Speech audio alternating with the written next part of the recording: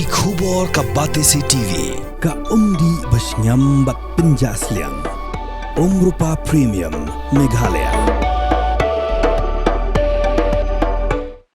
Uminti ka tanak tourism o polling do. Ulay thu baki association penyat kali tourist na Assam kelapan mana bakin khang. Lagi kali na Meghalaya banai chigi wepat kijaka jangan jela Assam. Kini ka 1 nomor ke jingberngam ke all khasi Meghalaya Tourist Taxi Association. Banom sya ki kali tourist na Assam banai chigi jaka jengok kai perthai ki badan hapo ke jela Meghalaya. Habakaran chiki lat pathai ku bor wa pol loong makum kinoy lam jong ke jela dan kam ban berkat bunsin haswa bin shim bi sinjam ban pintrikam hapo ke jela. Ulong ru badang mentagas ngi ki association penyat kali tourist na Assam kla berngam balada ka all khasi Meghalaya Tourist Taxi Association ka khang hi kali na Assam banai chiki jaka jengok kai perthai makir kin khang hi kali na Meghalaya banai chiki wepat ki jaka jong ka Assam. Bapol laban bak association kidi banyak pinbet jing e bat ka association na Assam kana makan numbu jing e ikinang wan jengok kai.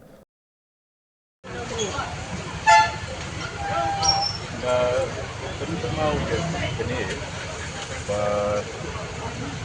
kemungkinan dalam industri lihat pan pun sin dan sejak buat nation dari kan tak sekian kami ke reaction ada yang association Assam sebab biru pada lahan ini dari Assam di rumah saya kini turis spot yang Meghalaya makiru tidak jauh kita lupa lagi ke reaction ini pada situation telah dulu terjadi bila ada ai jemut dia dulu but tunggu itu komedi jinglong nongelam untuk CV dengdo masalah di Neguju Association itu dua ibu nak support ngap suatu akan hukum berkena bandrozal.